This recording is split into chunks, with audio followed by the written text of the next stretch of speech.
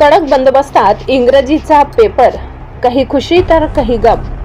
आजपासून उच्च माध्यमिक शिक्षण मंडळातर्फे घेण्यात येत आहे 12वीच्या बोर्डाचा पेपर। परीक्षेत अनेक विद्यार्थ्यांनी आज इंग्रजीचा पहिला पेपर दिलाय। सदर पेपर कॉपीमुक्त होण्यासाठी शासनाकडून प्रत्येक वर्गात सीसीटीव्ही कॅमेरे लावण्यात आले।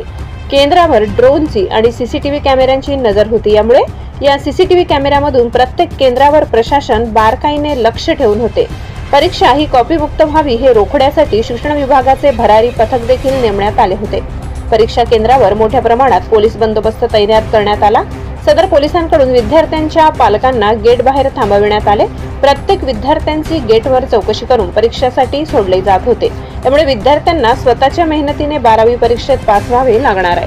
ब्युरो रिपोर्ट, नवापूर गर्जना न्यूज चॅनल नेटवर्क।